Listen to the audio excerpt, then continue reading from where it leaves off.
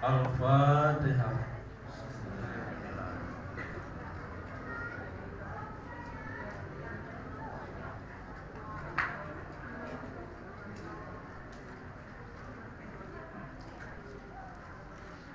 Bersyukur kepada Allah, malam ini kita dapat hadir memenuhi undangan dalam rangka memperingati kelahiran junjungan Nabi kita Muhammad sallallahu alaihi wasallam. Salawat dan salam tercurahkan selalu kepada junjungan Nabi Muhammad sallallahu alaihi wasallam, keluarga dan para sahabat, begitu pula para tabi'in dan tabi'in. Yang saya hormati Bapak Lurah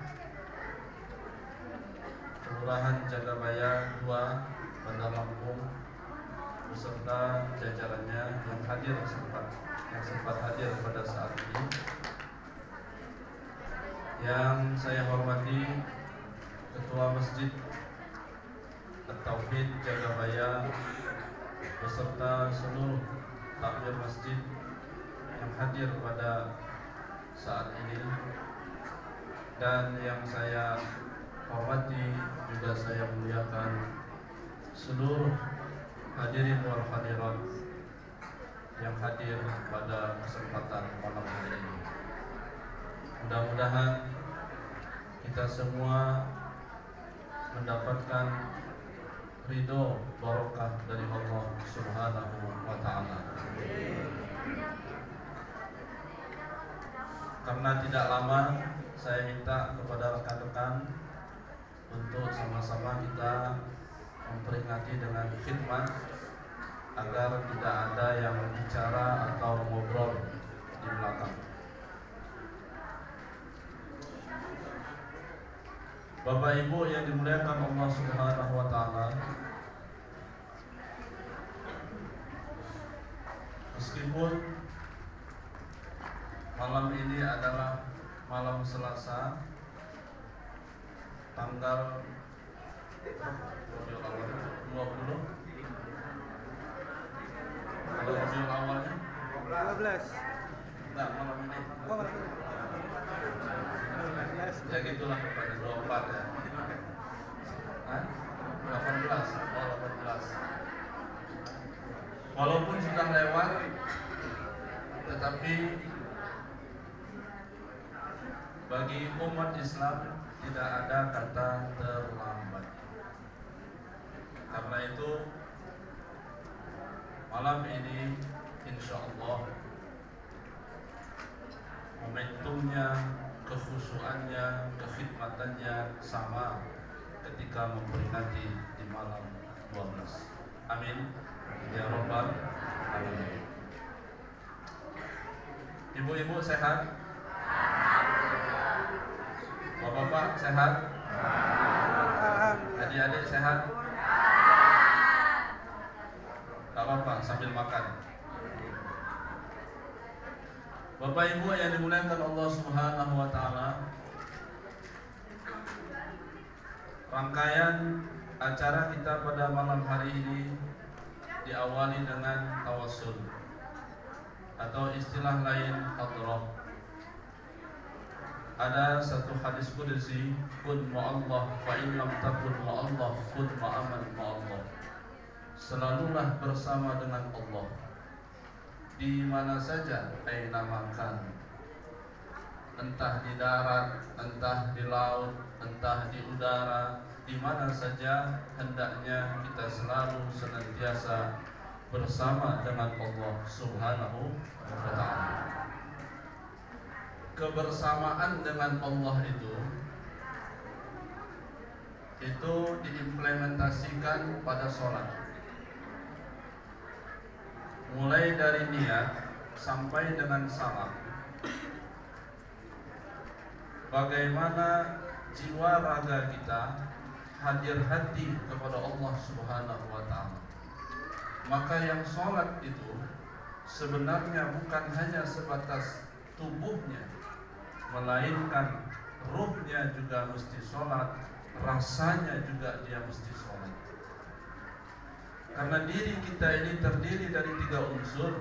Ada tubuh, ada ruh, ada rasa. Ada tubuh, ada ruh, tapi tidak ada rasa, orang gila namanya. Ada ruh, ada rasa, tapi tidak ada tubuh, gentayangan namanya. Ada tubuh, ada rasa, tapi tidak ada ruh, mayat namanya. Jadi yang disebut dengan manusia itu 3 dimensi itu dia mesti ada. Tubuhnya dia mesti ibadah, ruhnya dia mesti ibadah, rasanya dia mesti ibadah. Rasa di sini jangan dipahami rasa kalau dicubit itu sakit, tetapi rasa hadir hati kepada Allah Subhanahu wa ta'ala. Aqimis sholata li zikri, salatlah kamu karena agar engkau ingat kepadaku. Jadi kita melaksanakan sholat itu momentumnya untuk ingat kepada Allah. Tapi ada tapinya. Rasa-rasanya sih sampai usia yang sudah lanjut, entah di 40, entah di 50, entah di 60, mau hadir hati kepada Allah itu teramat sulit. Tangan aja yang takbir, tapi hati belum tentu takbir. Mulut aja yang Fatihah, tapi hati belum tentu ingat Allah.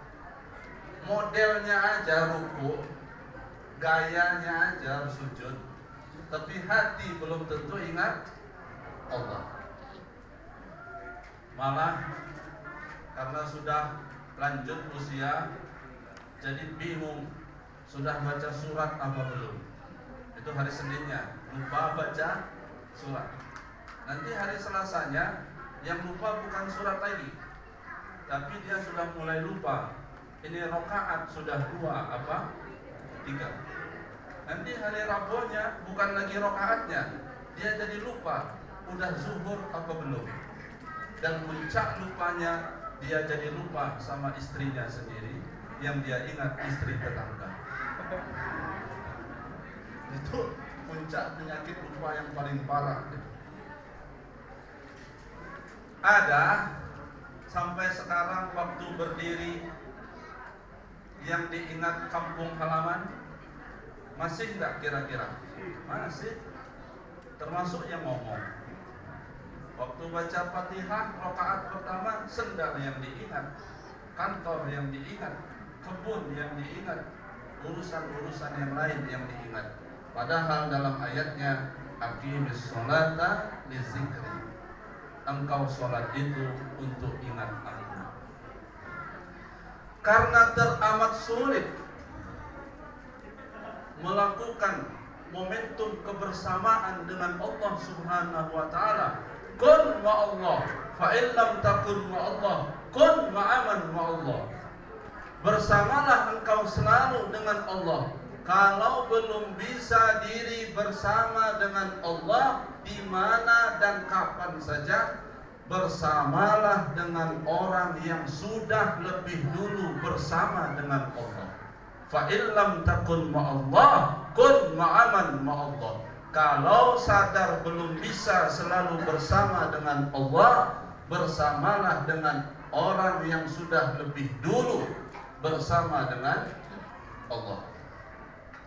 Siapa manusia yang sudah lebih dulu bersama dengan Allah? Minal anbiya'i wal mursalin wasyuhada'i wassalihin wal awliya ulama'il amilin. Para nabi, para rasul, para syuhada, para sholihin, mereka yang sudah lebih dulu bersama dengan Allah. Maka di awal tadi kita berhadrah ila hadratin nabiyil mustafa Muhammadin sallallahu alaihi wasallam, wa thumma ila arwahi abaihi wa ummatihi wa ikhwanihi minal anbiya'i wal mursalin, dan seterusnya. Wa thumma ila arwahi sadatina wa mawalina wa a'immatina Abi Bakrin wa Umar wa Uthman. Kita kirim Fatihah kepada para sahabat. thumma ila arwahi a'immatil mujtahidin. Kita kirim kepada ulama-ulama mujtahid. Lanjut. Pokoknya nggak lama-lama lah, paling lama setengah jam, 30 menit ditambah 30 menit. Pokoknya saya berhenti kalau sudah ada yang batuk-batuk, baru kita berhenti. Kalau sudah ada tanda-tanda gitu, baru kita berhenti. Bapak Ibu yang dimuliakan Allah Subhanahu wa Ta'ala, kenapa kita mesti memperingati kelahiran junjungan kita Nabi Muhammad sallallahu alaihi wasallam? Yang pertama, dengar baik-baik. Qori kita tadi sudah membacakan ayat suci Al-Quran. Makana Muhammadun aba ahadin mir rijalikum walakin Rasulullah wa khataman nabiyyin. Makana Muhammadun, tidaklah atau bukanlah sosok seorang Muhammad, aba ahadin mir rijalikum, adalah bapak dari kalangan kalian, adalah seorang bapak dari kalangan kalian. Walakin Rasulullah, tetapi Muhammad itu adalah Rasul Allah, wa khataman nabiyyin, dan beliau adalah penutup para nabi. Apa maknanya? Kalau secara harfiah, terjemah bebasnya lebih kurang begitu. Tetapi kalau ditarik pada substansinya, janganlah engkau memandang, janganlah engkau melihat sosok Nabi Muhammad sallallahu alaihi wasallam itu berasal dari kalangan kalian yang memiliki sifat basyariah kemanusiaan, yang punya istri, yang punya anak, yang makan, yang minum, yang tidur. Janganlah memandang beliau sosoknya seperti itu, walakin Rasulullah, tetapi pandanglah kehadiran Rasulullah itu benar-benar utusan Allah Subhanahu wa Ta'ala. Jadi Bapak Ibu, sebenarnya tidak perlu dalil banyak ayat ini untuk mengkanter.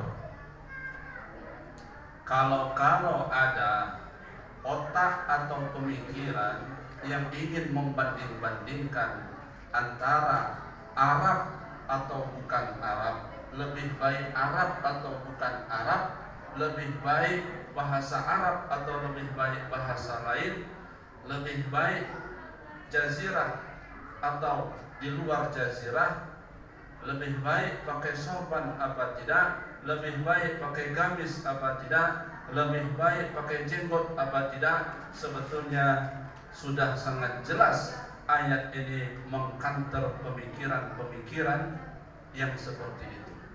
Ketika ada saudara kita yang memakai gamis, benar bahwa itu adalah sunnah fi'liyahnya Rasulullah SAW, tapi jauh sebelum melihat sunnah fi'liyahnya Rasulullah, tapi pandanglah bahwa gamis itu adalah pakaian yang digunakan oleh utusan Allah Subhanahu wa Ta'ala. Jadi tidak lagi melihat apakah ini sunnah apa enggak, apakah ini baik apa enggak, apakah bangsa Arab itu lebih baik tidak dari bangsa lain, apakah dan lain sebagainya. Tidak melihat itunya, cukup dengan hadirnya Rasulullah. Walakin Rasulullah, tetapi beliau itu adalah utusan Allah, maka apapun yang dilakukan oleh Rasulullah, ya qauliyahnya, ya fi'liyahnya, ya takririyahnya, ya sifatnya, apapun yang dilakukan oleh Rasulullah, jangan pandang itu sebatas basyariah kemanusiaan, tapi pandanglah bahwa dia hadir sosok adalah utusan Allah Subhanahu wa ta'ala. Nah, itu yang pertama. Lalu yang kedua, paman Rasulullah itu banyak. Ada yang beriman, ada yang tidak beriman. Ada yang cinta dengan Rasulullah tapi tidak beriman. Siapa itu? Siapa, Bu? Kalau Ibu bisa jawab, roti satu. Roti satu, jeruk dua. Siapa dia? Adalah Abu Thalib. Jangan suka keliru, jangan suka salah. Ada Abu Thalib, ada Abdul Muthalib. Kalau Abdul Muthalib itu siapa? Kakeknya. Kalau Abu Thalib itu namanya. Muhammad bin Abdullah bin Abdul Muthalib bin Hashim bin Macen. Gimana buktinya cinta kepada Rasul? Coba ulang lagi. Jadi salah satu kelemahan kita, ya, kenapa di Arab sana banyak sekali namanya bin, menjaga nasab. Jadi mestinya Bapak Ibu pulang dari pengajian ini nanti mulai searching siapa nasab kita ini ke atas. Jangan-jangan bapak-bapak ini keturunan para wali. Amin. Wali daya. Siapa nasabnya? Muhammad bin Abdullah bin Abdul Muthalib bin Hashim bin Abdul Manaf bin Qusay bin Kilab bin Murrah bin Ka'ab bin Lu'ay bin Ghalib bin Fihr bin Malik bin Nadr bin Kinanah bin Mudrika bin Ilyas bin Mudar bin Nizar bin Ma'ad bin Adnan. Enggak, saya mau masih tahu kalau saya hafal gitu. Enggak, bercanda. Hafalnya juga cuma sampai situ. Orang mah hafalnya sampai Adam gitu. Nah, titik sampai di situ. Nah, Abu Thalib begitu cinta kepada Rasulullah Sallallahu Alaihi Wasallam. Tapi takdir Allah, di masa ajalnya, ketika Rasulullah hadir di depan Abu Thalib, paman, ya ammi, wahai pamanku, ucapkanlah la ilaha illallah, agar kalimat tersebut menjadi saksi di hadapan Allah Subhanahu wa ta'ala. Tapi takdir Allah, pamannya tidak mengucapkan kalimat tersebut bukan karena tidak sayang. Dalam pemikiran pamannya, karena saking sayangnya kepada Rasulullah SAW, apa jadinya di masa ajal detik-detik terakhir kalau aku ucapkan kalimat la ilaha illallah, maka Muhammad keponakanku akan dikepung, akan diserbu oleh orang-orang kaum kafir Quraisy saat itu. Jadi itu dalam pandangan pemikiran pamannya. Akhirnya sampai Rasulullah benar-benar memohon kepada Allah, lalu turunlah ayat innaka la tahdi man ahbabta walakin Allah yahdi man yasha. Innaka, wahai Muhammad, la tahdi, sesungguhnya engkau tidak bisa memberikan hidayah, petunjuk man ahbabta, dari kalangan yang engkau cintai. Walakin Allah yahdi man yasha, tetapi petunjuk itu hadir, benar-benar dia datang dari Allah Subhanahu wa ta'ala. Ini pelajarannya apa? Pelajarannya adalah upaya Rasulullah mendoakan Abu Thalib pamannya itu adalah disebut dengan syariah. Tapi pada akhirnya Abu Thalib tidak mengucapkan la ilaha illallah Muhammadur Rasulullah, itu semata-mata ketentuan dari Allah Subhanahu wa taala. Sholat ke masjid berjamaah di tauhid sana. Bapak menonton TV dulu. Pergi ke masjid sana. Sholat berjamaah. Ibu mau ngobrol dulu sama tetangga. Maksudnya begini, tugas kita itu adalah mengajak. Tugas kita itu mengajak suami, mengajak istri, mengajak anak-anak, mengajak masyarakat, mengajak kawan.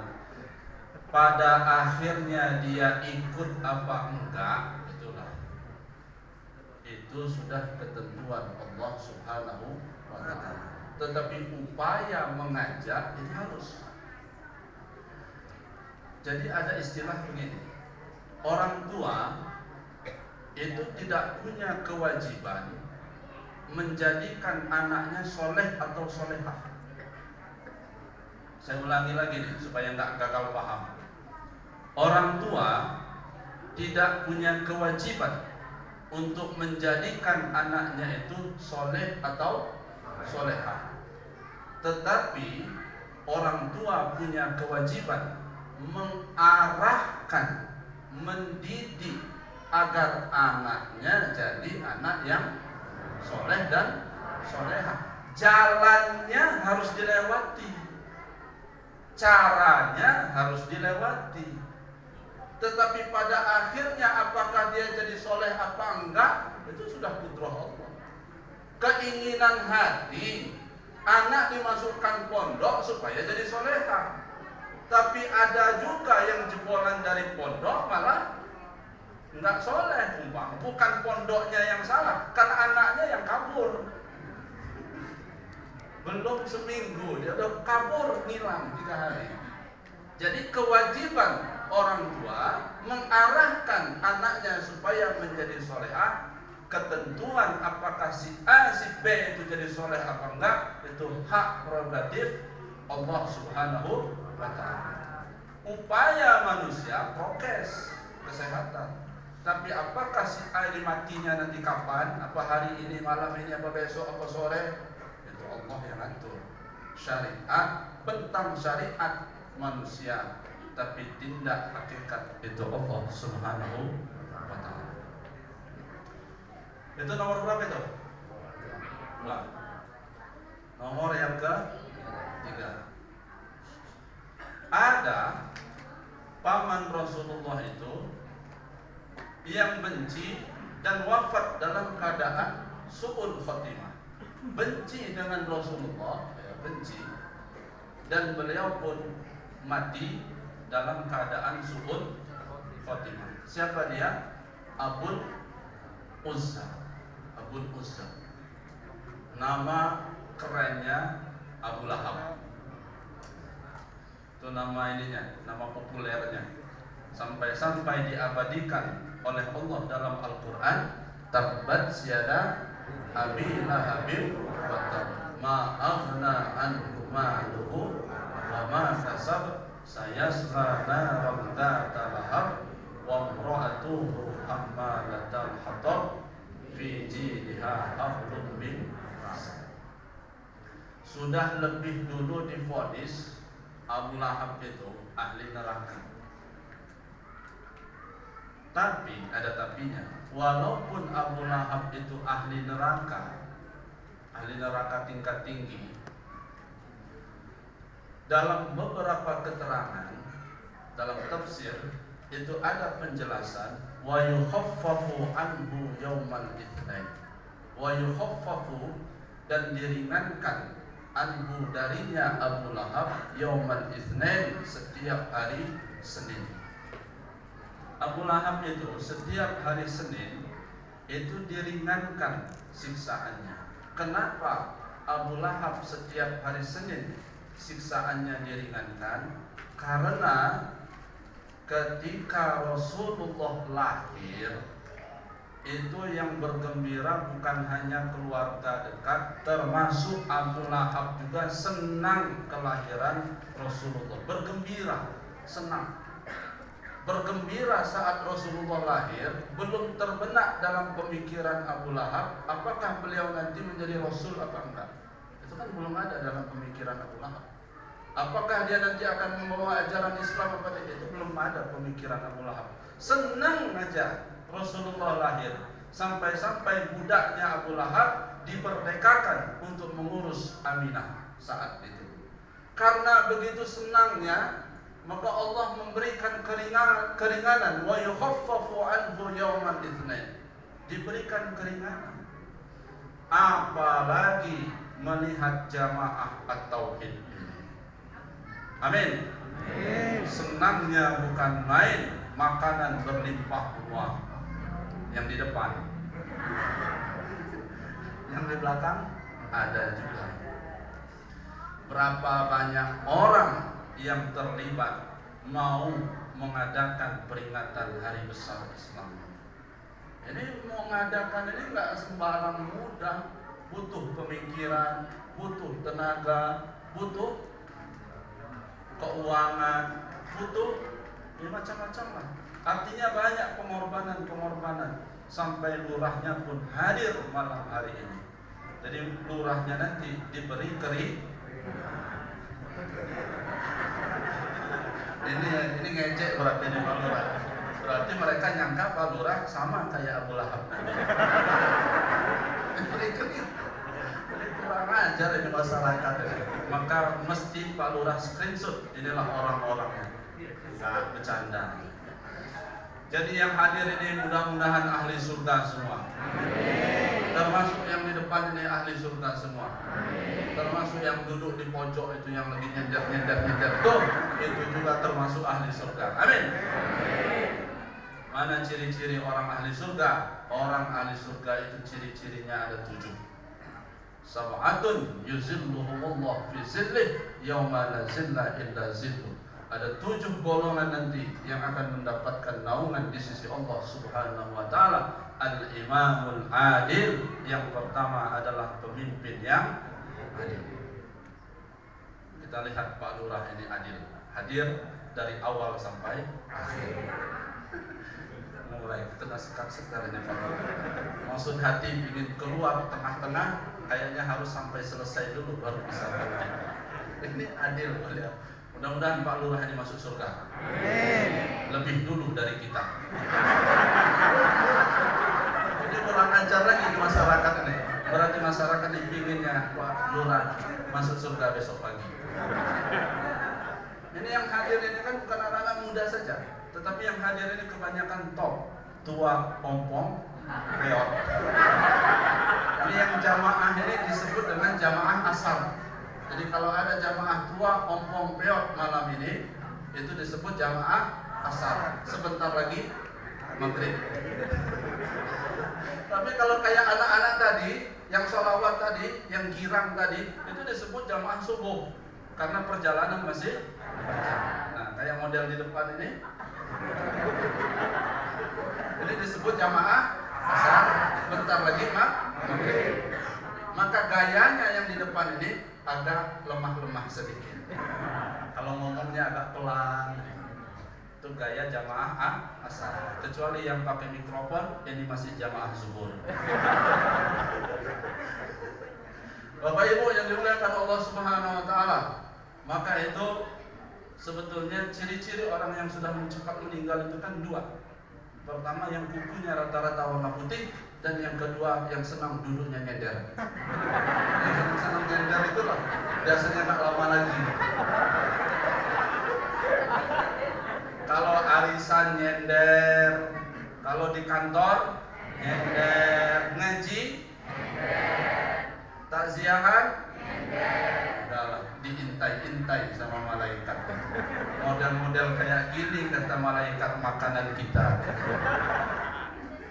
Bapak Ibu yang dimuliakan Allah Subhanahu wa taala. Jadi kembali lagi kepada Abu Lahab tadi. Mudah-mudahan wa yukhaffafu anhu yaumal itsnain ini itu tidak hanya berlaku bagi Abu Lahab. Kita sadar bahwa kita ini bergelimang dengan maksiat, kita sadar bergelimang dengan dosa, maka kita mohon ampunan kepada Allah, terlebih di malam yang mulia ini. Mudah-mudahan di yaumul kiamah kita mendapatkan syafaat Nabi kita Muhammad sallallahu alaihi wasallam. Itu nomor 3. Sekarang nomor 4. Kita lihat ini apa? Meneladani akhlak Rasulullah sallallahu alaihi wasallam. Bagaimana akhlak Rasulullah kepada dirinya? Sampai-sampai itu diceritakan dalam satu keterangan hadis bahwa Rasulullah seringkali melaksanakan sholat subuh menggunakan air wudhu isya. Saya ulangi lagi, melaksanakan sholat subuh menggunakan air wudhu isya. Artinya sepanjang malam itu digunakan untuk ibadah berzikir kepada Allah, sampai-sampai kakinya bengkak. Adakah jamaah tauhid yang sampai kakinya bengkak? Ada. Berarti beda-beda tipis.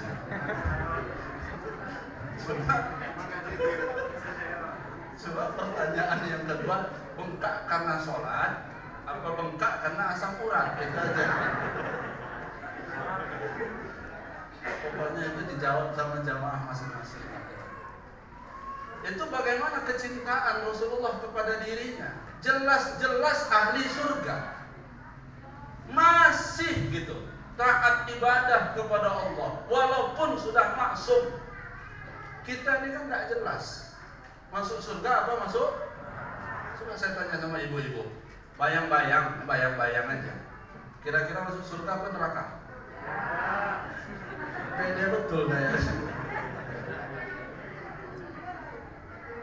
Nah, orang yang masuk surga itu adalah orang yang tidak melakukan kesalahan secara kontinu, berulang-ulang, kecil tapi berulang-ulang. Masihkah ibu jamaah tauhid ini ngomongin tetangga?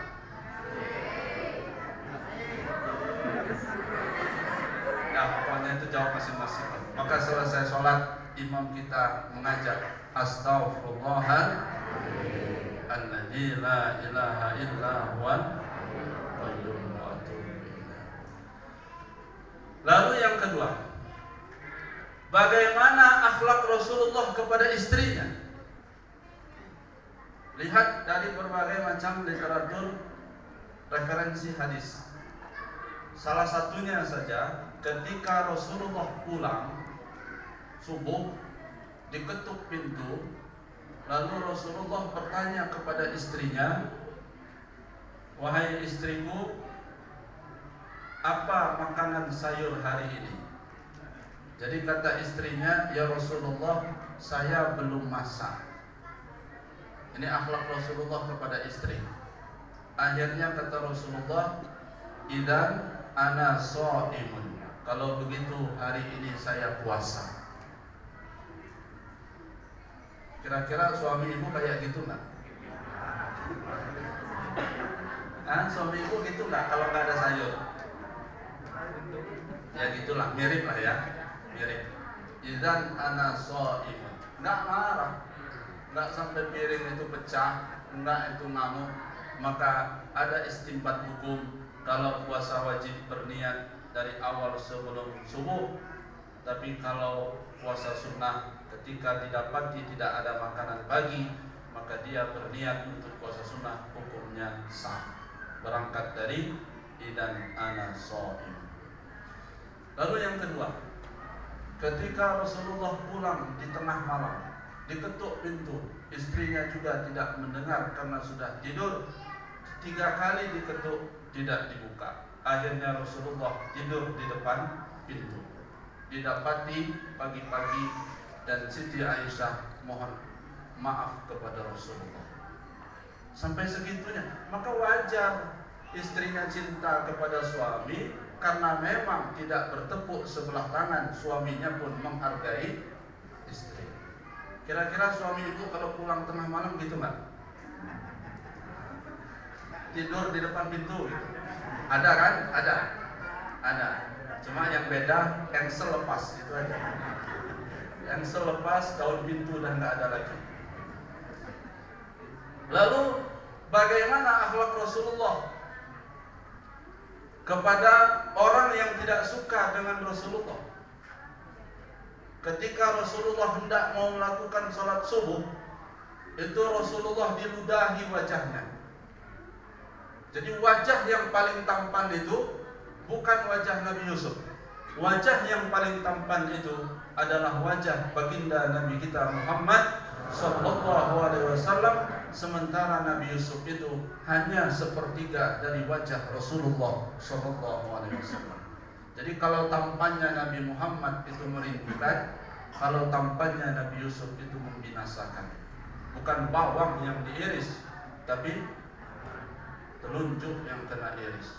Tampan Nabi Muhammad merindukan, tampan Nabi Yusuf membinasakan, tampan suami ibu. Nah itu dijawab sama dia, menjengkelkan. Tapi di waktu-waktu tanggal tertentu aja. Begitu masuk tanggal muda, jadi menyemangatkan. Nah, maka keliru kalau ada ibu-ibu yang hamil membaca surat Yusuf pingin anaknya nanti tampan kayak Nabi. Oh itu keliru dan itu mustahil. Bapaknya orang Natar, ibunya orang Wehalim, pingin anaknya kayak orang Mesir, ya mustahil. Sebab anak itu gimana bahan mancung ya keluar mancung gitu kan. Bahan hitam keluar, nah, bahan putih keluar putih, bahan tinggi keluar tinggi. Ini bahan hitam pingin hitam mengkilat. Sebetulnya nggak ada yang warna hitam di sini, semuanya hitam dok. Sehitam-hitamnya di sini itu masih putih kalau dibandingkan dengan Sayyidina Bilal bin Rabah. Tapi walaupun demikian, Allah Subhanahu wa taala yang langsung mengangkat kemuliaan Sayyidina Bilal bin Rabah. Sampai-sampai Rasulullah bertanya kepada Bilal, "Ya Bilal, ma amiltahu fil Islam?" Wahai Bilal, apa yang kau kerjakan di Islam ini? Memangnya kenapa ya Rasulullah? Fa inni sami'tu daffan 'alaika baina yadaya fil jannah. Karena aku mendengar kedua terompahmu sudah berada di depan surga.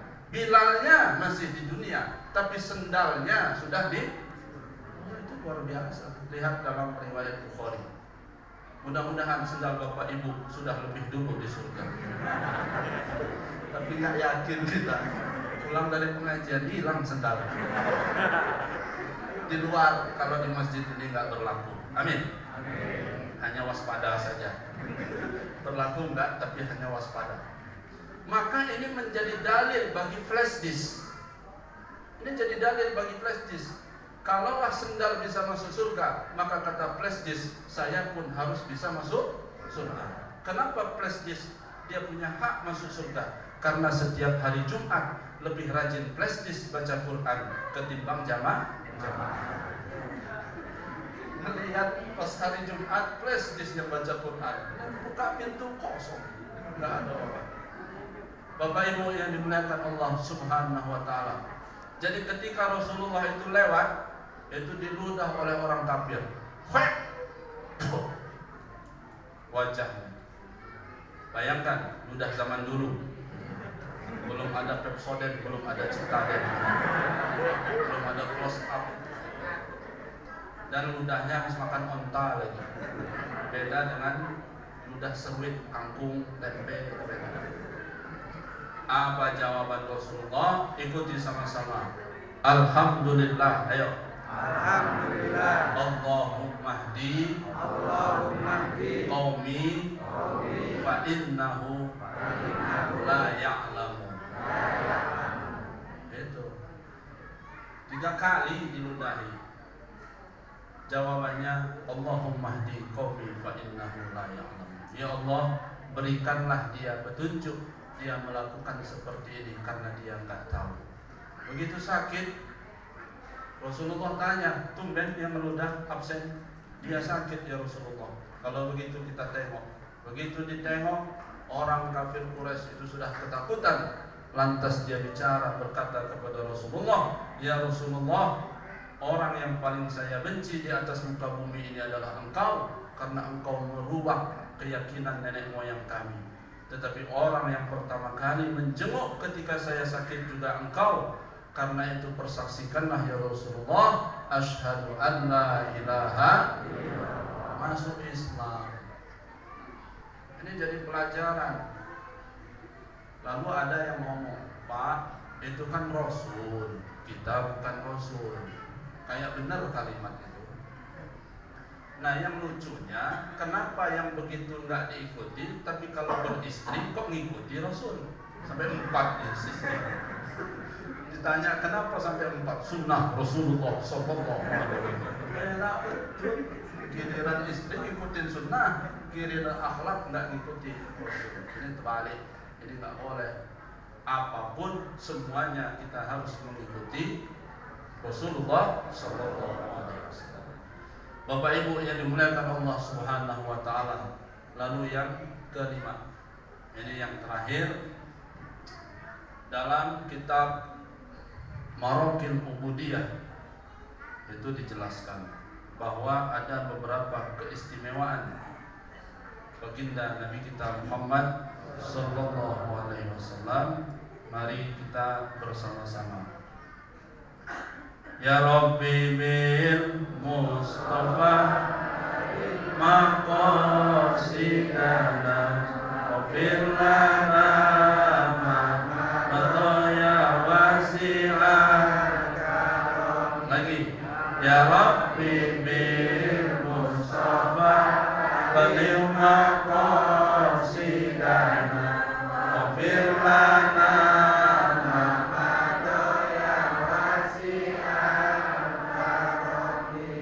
lam yahtalim qatun toha mutlaqan abadan wa ma tatha'aba aslan fi madaz zamani. Ya Rabbi bil Mustafa baligh maqasidana wafir lana madaya wasi'ah minhud dawabu falam tahraf wa ma waqa'at zubabatun abadan fi jismihil hasani. Ya Rabbi bil Mustafa baligh maqasidana wafir lana madaya wasi'ah bi khalfihi ka'ama min ru'yatun thabatat wa la yura athru bawlin minhu fi alani. Ya Rabbi bil Mustafa baligh maqasidana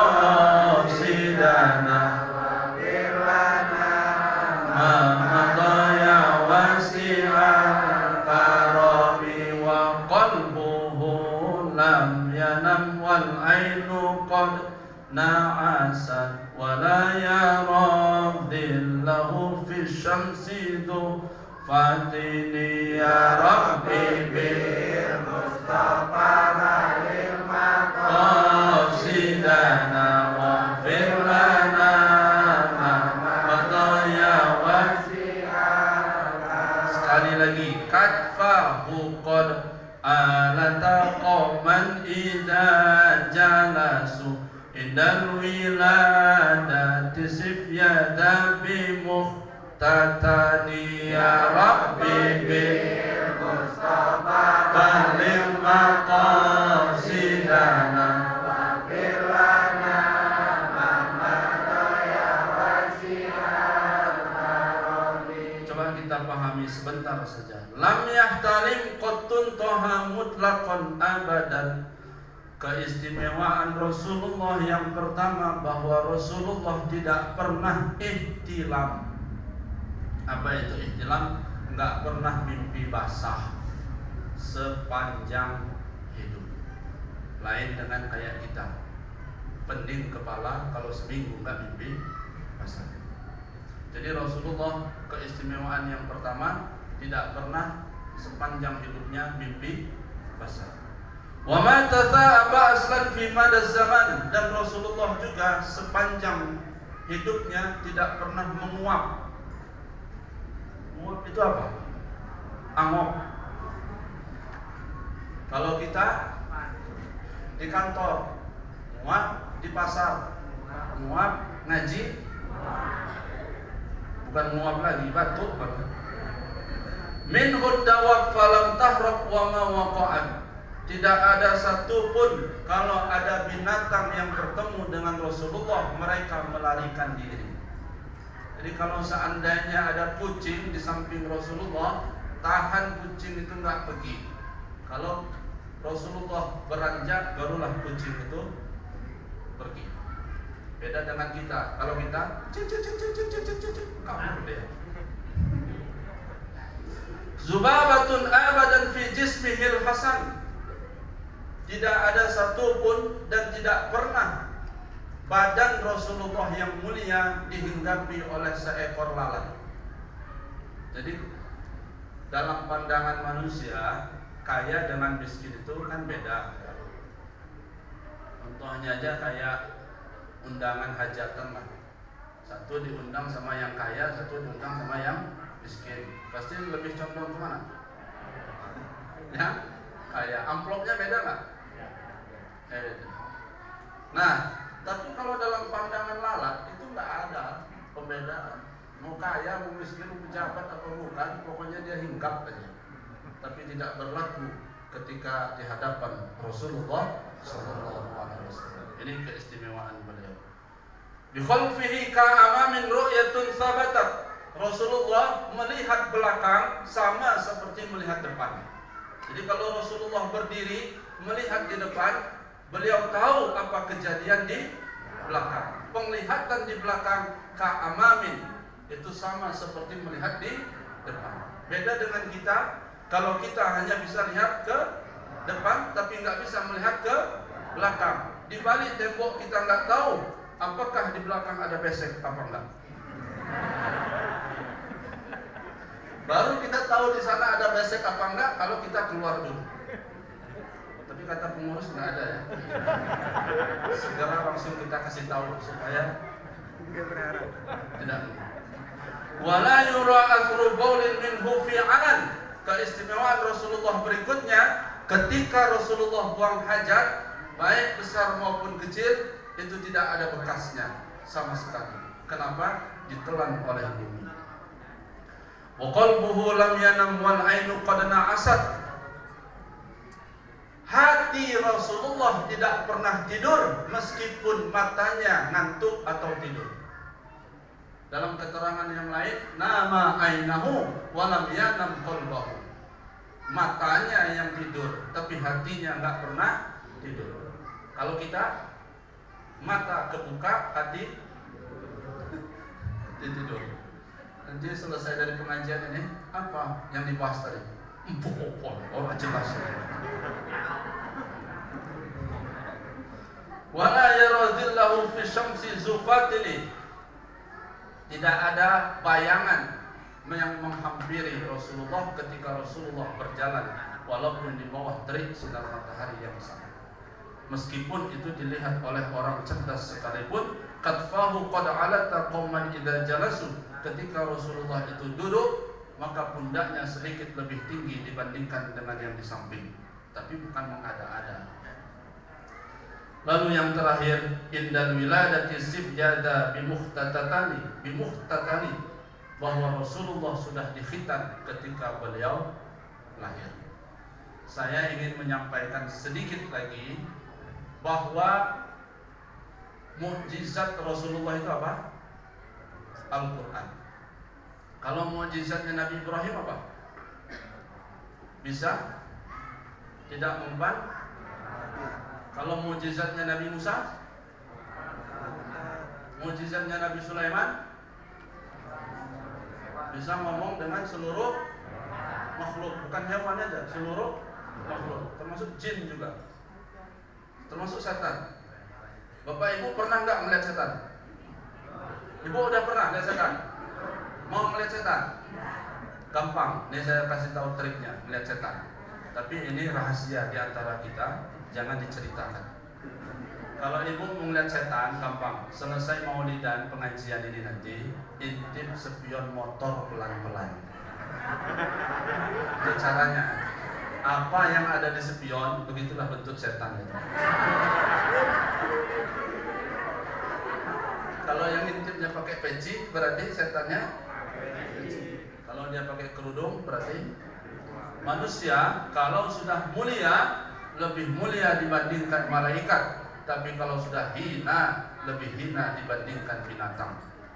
Walaupun ayam itu enggak S1, walaupun ayam itu enggak S2, walaupun ayam itu enggak S3, kalau makan mikir-mikir, Pak. Dikasih kelanting, mikir dia bisa dikunyah apa enggak. Itu ayam, walaupun dia enggak sekolah. Dikasih donat, mikir dia. Kasih beras baru dipatok. Dikasih kelereng, nggak mau dia. Coba manusia, bukan donat aja yang dimakan, yang listrik dimakan sama dia, kabel dimakan sama dia, aspal dimakan sama dia.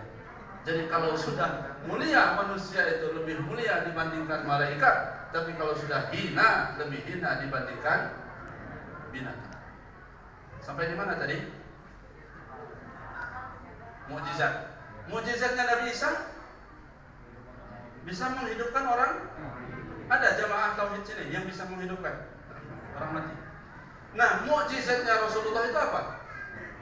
Adalah Nabi Adam dijelaskan dalam Al-Quran, Nabi Nuh dijelaskan dalam Al-Quran, Nabi Ibrahim ada dalam Al-Quran, Nabi Musa ada dalam Al-Quran, Nabi Sulaiman ada dalam Al-Quran, Nabi Isa ada dalam Al-Quran. Seluruh Nabi ada dalam Al-Quran. Itu isyarat kalau mukjizat Rasulullah juga adalah apa yang dimiliki oleh seluruh mukjizat para Nabi dan Rasul. Kalau para Nabi dan Rasul itu punya mukjizat seperti yang disebutkan tadi, maka Rasulullah punya juga memiliki hal itu. Nabi Ibrahim dibakar tidak mempan, Rasulullah bisa seperti itu. Nabi Musa bisa membelah lautan, Rasulullah bisa seperti itu.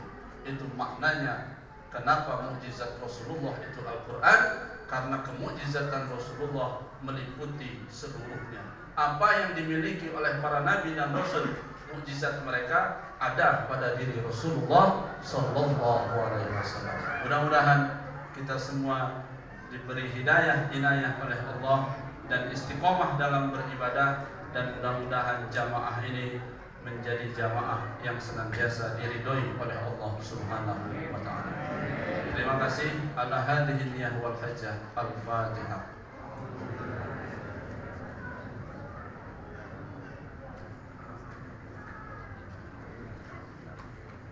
Allahumma salli ala sayyidina wa habibina wa syafi'ina wa maulana Muhammad wa sallim wa radiyallahu tabaraka wa ta'ala an kulli sahabati Rasulillah ajma'in.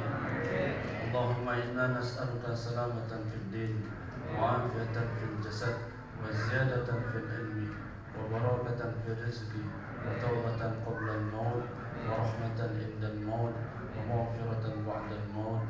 Allahumma hawwin alaina fi sakaratil maut والنجاة من النار بالعفو عند الحساب. اللهم طول أمورنا في الدنيا والآخرة. اللهم نور قلوبنا بذكر لا إله إلا الله. اللهم اختم لنا بحسن الخاتمة ولا تختم لنا بسوء الخاتمة. ربنا يسر لنا ولا تعسر علينا. ربنا آتنا في الدنيا حسنة وفي الآخرة حسنة وقنا عذاب النار. وصلى الله على سيدنا محمد النبي الأمي وعلى آله وصحبه وسلم والحمد لله رب العالمين. Mohon maaf, terima kasih. Assalamualaikum warahmatullahi wabarakatuh.